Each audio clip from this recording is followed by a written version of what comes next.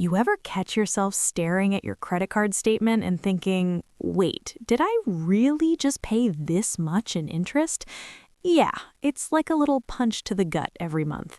And if you've got one of those subprime credit cards, well, it's probably worse. You know the ones I mean, cards that promise to help rebuild your credit, but somehow manage to sneak in interest rates that make your head spin. 36% APR, sometimes even more. And you're left wondering, how is this even legal? Honestly, I've been there. I remember opening my first credit card thinking, this is going to be great. I'll build my credit, maybe earn a few points, and then bam, an avalanche of interest charges I didn't see coming. It felt almost criminal. But here's the kicker. It's not illegal, not even close. My name's Nick, and I spend way too much time thinking about money, why people make financial decisions that seem completely backwards, and how some folks seem to float through life with credit like it's nothing, while the rest of us are left staring at statements like they're ancient hieroglyphics. And the truth is, once you really understand how subprime credit cards work, it starts to make sense in a scary, almost brilliant kind of way.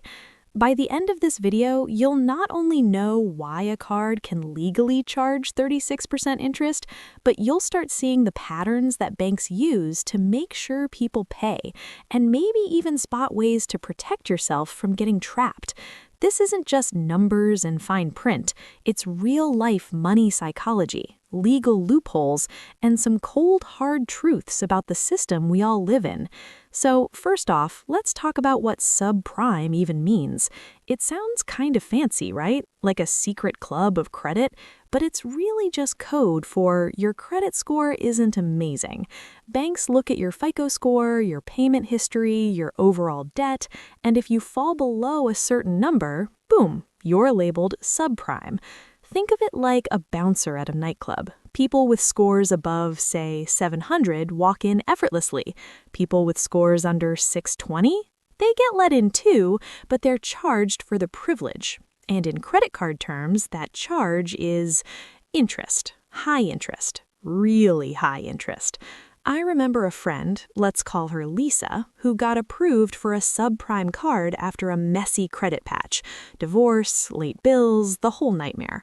She thought it was a lifeline. And it was, in the sense that she could spend money, but the moment she carried a balance, she realized that her $200 monthly minimum was mostly interest.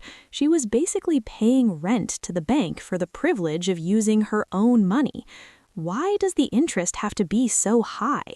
Banks see subprime borrowers as risky. They figure there's a decent chance the person might default.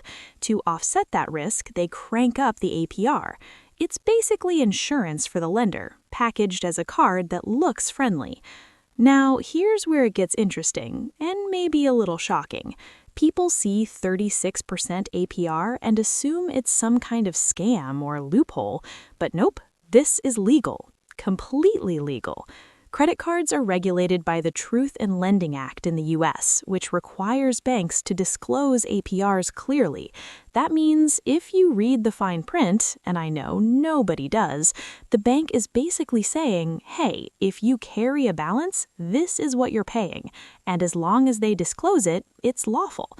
Plus, states have usury laws, limits on how much interest can be charged, but credit cards are federally exempt in many cases. So a bank based in a state without strict usury laws can legally issue cards to people in states that do have caps. Confusing? Totally, but it's basically a loophole baked into the system. It's like playing Monopoly and realizing the bank can charge you 10x rent on Broadway, and the rules technically allow it. Painful for the player, but legal for the bank. So how do banks come up with these numbers? The APR, or annual percentage rate, is basically the cost of borrowing on a yearly basis. So 36% APR doesn't mean you pay 36% immediately. It compounds monthly, which is where the magic, or horror, happens. Let's say you have a $1,000 balance. At 36%, your monthly interest rate is 36 divided by 12, or 3% per month. Sounds manageable, right? except that month-to-month compounding means next month you pay interest on $1,030, then $1,061, then $1,092. You get the picture. Over a year, it's not just 36%. It's closer to 42% total if you carry the full balance. And banks are smart. They calculate your minimum payments in a way that ensures most people never really pay off the principal. They look at your income, your credit history, and the risk profile, and then craft a minimum payment that's just low enough to keep you paying for months, sometimes years. Sneaky, right? And interest isn't the only money trap. There are late fees, over-limit fees, cash advance fees, the list goes on. Each fee can trigger penalty APRs that spike even higher. I once saw a card that advertised a manageable 29% APR, but the fine print said if you missed one payment, it shot to 36%. Lisa, yes, same friend, missed her payment by one single day, and suddenly she was paying more than she ever planned. It's like stepping on a Lego barefoot. You didn't see it coming, and it hurts a lot. So why do people still sign up for subprime cards knowing the rates are insane? Honestly, desperation and hope. People want credit. They want a lifeline, a way to rebuild their scores. And these cards do work for that if used perfectly. But life isn't perfect, is it? Bills happen, emergencies happen, and suddenly that lifeline feels like a noose. There's also a little behavioral trick. Seeing available credit makes people spend more. That extra $500 suddenly seems like free money. But banks know it's not free. They count on you carrying a balance. And boom, interest flows. But here's the thing, it's not all doom and gloom. There are ways to protect yourself and even make subprime cards work for you. Pay in full every month. Sounds simple, but I know it's hard. If you never carry a balance, the 36% APR is basically a zero-interest loan if you're disciplined. Understand your card's fees. Read the fine print. I know. Who actually does this? But it's life-changing. You'll know exactly what triggers penalty rates or extra charges. Consider secured cards. Some subprime cards are secured with a deposit. They tend to have lower APRs and fewer surprise fees. Your deposit also limits the bank's risk, and that often means a slightly gentler interest rate. Build your credit elsewhere. Even 1 or 2 months of perfect credit history can help you qualify for lower interest cards. The goal is to graduate from subprime as soon as you can, and automate your payments. Life happens. Automating even the minimum payment ensures you never accidentally trigger penalty APRs. It's not glamorous, but understanding the rules is empowering. Suddenly, what seemed like an unstoppable trap becomes manageable. Here's the bigger picture. This isn't just about one card or one person. It's about a system that's been built to make money off risk. Banks make billions lending to subprime borrowers, and they do it legally, carefully, and efficiently. Does that feel unfair? Totally, but it's also predictable. Once you understand the patterns, the labeling of subprime, the compounding interest, the penalty rates, you start seeing opportunities to navigate the system rather than be crushed by it. It's like learning to surf a giant wave instead of getting knocked under by it. So, what's the takeaway here? First, 36% APR on subprime cards is legal because of disclosures, federal exemptions, and risk calculations. It's scary, but it's not illegal.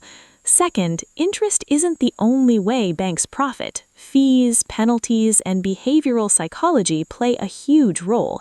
And third, and most importantly, knowledge gives you power. Once you understand how it works, you can make better choices. Imagine this. You're looking at your statement next month, but instead of panicking, you see a roadmap. You know which payments to prioritize, which fees to avoid, and how to move from subprime to prime. That's not just financial literacy, that's freedom. I won't lie, it's not easy. It takes discipline, patience, and sometimes a little sacrifice. But the more you know about how the system works, the less it controls you. And honestly, there's a kind of quiet satisfaction in outsmarting a system that was designed to profit off your mistakes. So here's the gentle nudge. Look at your cards, read the fine print, and start small. Maybe automate that first payment. Maybe track your interest for 1 month. Once you see the patterns in black and white, you'll never feel powerless again, because knowledge isn't just power, it's freedom. And that's how you take a 36% APR from a source of anxiety to just another number on a statement you can manage. Thanks for watching our video. Like and subscribe our channel for more informative videos. Don't forget to press the bell icon and get notification of new videos.